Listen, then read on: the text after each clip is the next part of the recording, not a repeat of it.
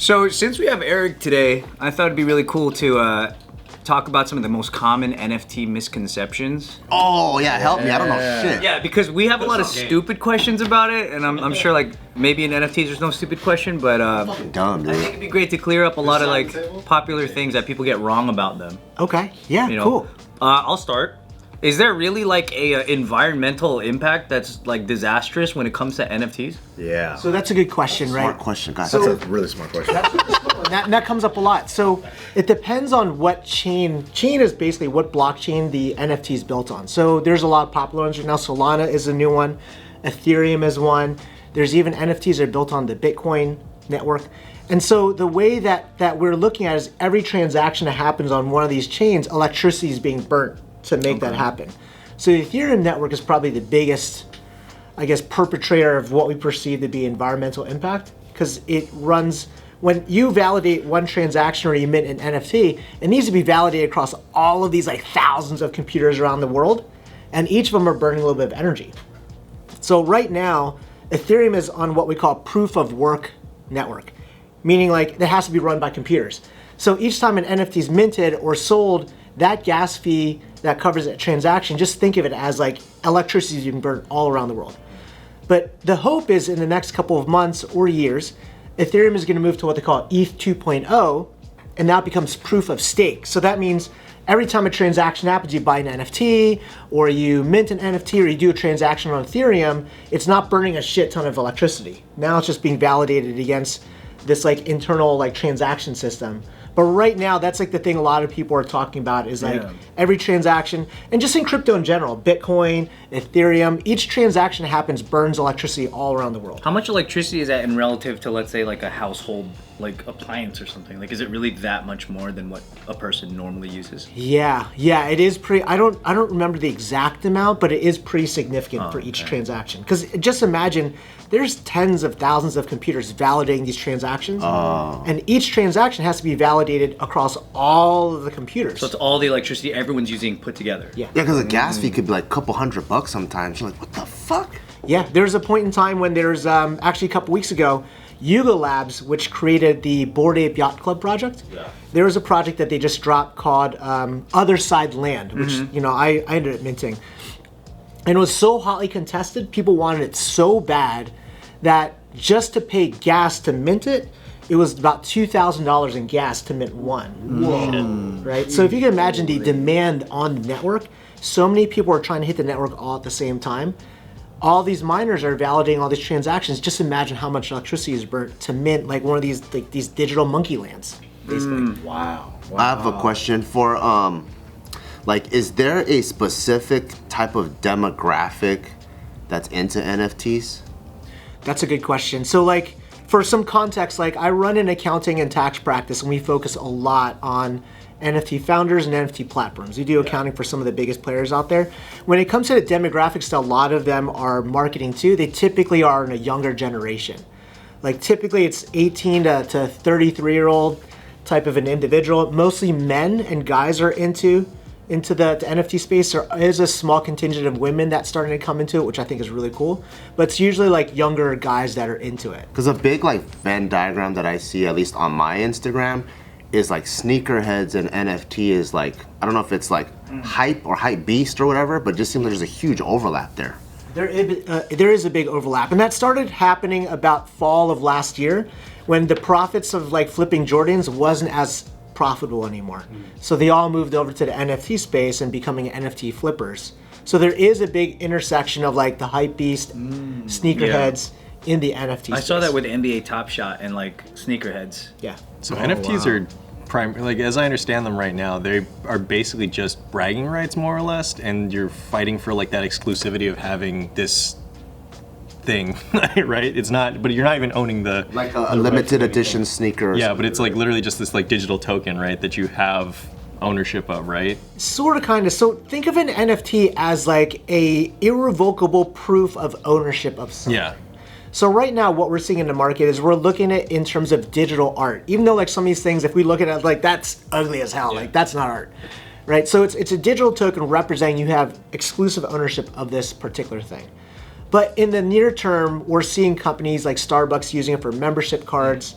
IBM is investing billions of dollars into creating NFTs for intellectual property. You know, we might see it come out for real estate in terms of title, but right now we're seeing it in terms of, okay, you're buying an NFTs, you're buying a piece of art, but what's the underlying piece behind it? So a lot of folks are buying into NFTs like Bored Ape Yacht Club, for example, or CryptoPunks, because there's a membership or there's an exclusive access to a community. So we call that a Velbin good. So a Velbin good is something that has tangible value above and beyond what it is. So there's no real difference between like a Chanel bag or a Coach bag. They hold the same thing, right? Why are they different? One is more exclusive, one has a certain luxury cachet. So same thing with NFTs. When you have it, it's like a flex. You could show people, hey, I got a Bored Ape Yacht Club, which is now worth 200 grand. Yo, this is what I got. How do you show it, like on your phone? Do you show proof like I'm a member of the yacht Bored Apes? Some people, they have it on their, they could load it up on their phone.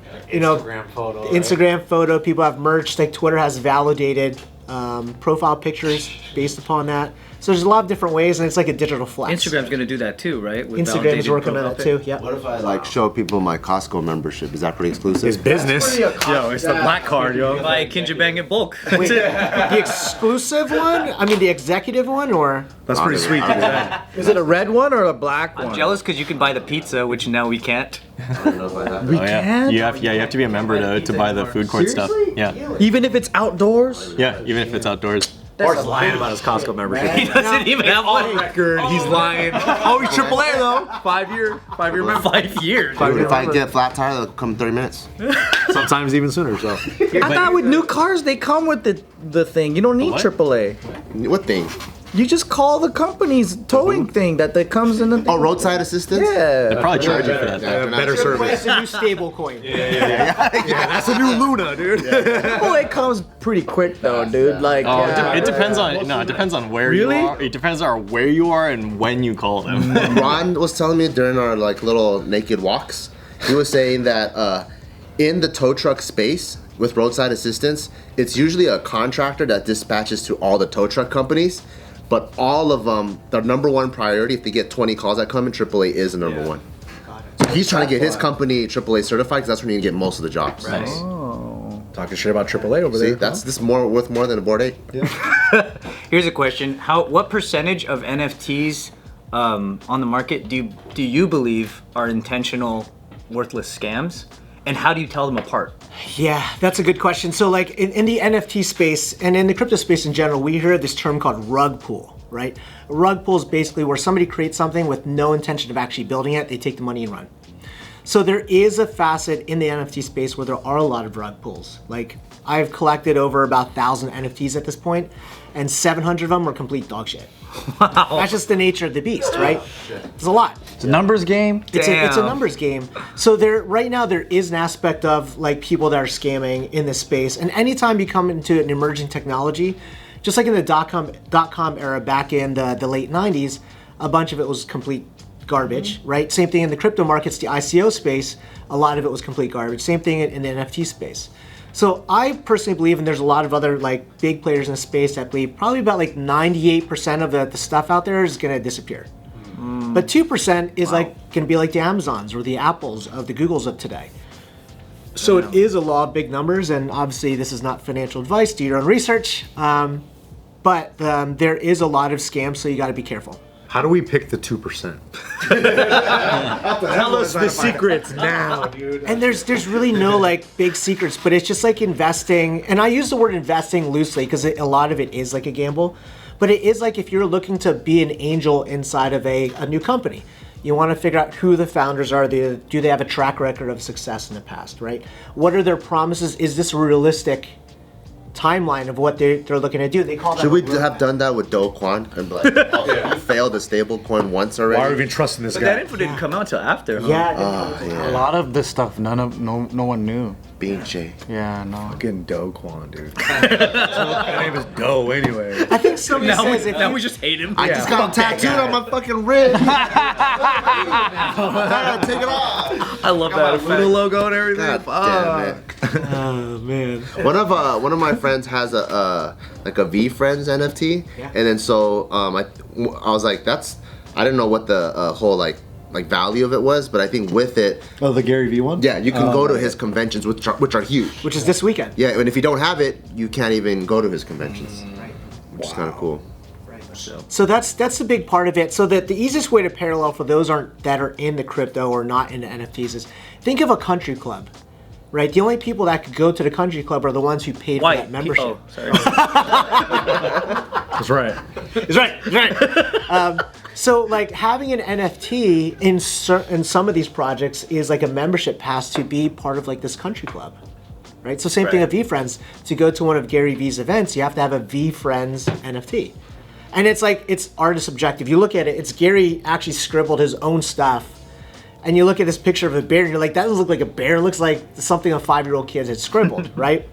But again, it's like they're using this as a token to validate you have ownership or membership into this organization. And then that's how you get into these events. What do you think about how the food industry's been adopting NFTs with, like Fly Fish, or with Andy Nguyen opened the Bored and Hungry restaurant for the yacht club members? Yeah, so Andy and one of his partners, Kevin, good friend of mine, like they've created this project they're relaunching that's called Food Fighters. Now Andy is known in SoCal as like the food guy, right? He just sold After's ice cream and all that stuff like that. Oh, he sold it? He just sold it. Do you know how much he sold it for? I don't know. Can you find out right now and call him? Let me call him up. He owes me a beer. He sold it to a white guy, huh? Maybe. Probably in a country club. In a country club. Yeah, dude. Probably sold it to like Koger or some shit. Some food group. They have afters at every clubhouse now and all the courses. He sold it to Kirkland, dude. I knew it. Proud sponsor of the PGA Tour afters. So what their project is doing is they're intersecting the restaurant space with digital consumers. So what we're seeing is we're going to see all these like really interesting and novel ideas come up and come to place. So their first line, and things might have changed since they first gave me their white paper, but the first line is like the first layer of folks that come in. They're part of this exclusive club where they can go to exclusive tastings and support other restaurants and create this little ecosystem. And then they're going to launch a bigger project that the consumers could come into and also interface with these different restaurants. So same thing like Gary Vee's Fly Fish, he bought this exclusive like sushi restaurant, and in order to go to a sushi restaurant and rub shoulders with other digital celebrities and stuff like that, you had to have this membership, right? The Fly Fish NFT. So what we're going to see is we're going to see some really interesting intersections between this digital space and the real world space. Even Starbucks, they're looking at changing their reward system into an NFT, and then people go in to validate that to show that they have the NFT to be able to get certain rewards. You want to know the best use they could have for NFTs? That'd be the most ultimate cash in. You can only edit your drink if you have an NFT. Yeah, that's so true. Shit.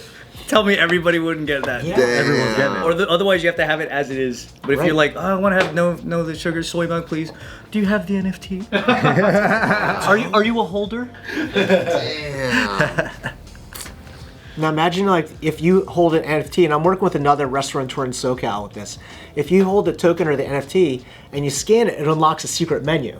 Ooh. That only NFT holders could have. You can get a Frappuccino animal style. Yeah, dude, throw some pickles on it. Put a bunch of Thousand Island in it. Thanks for being a holder. Thanks. Oh, it's delicious.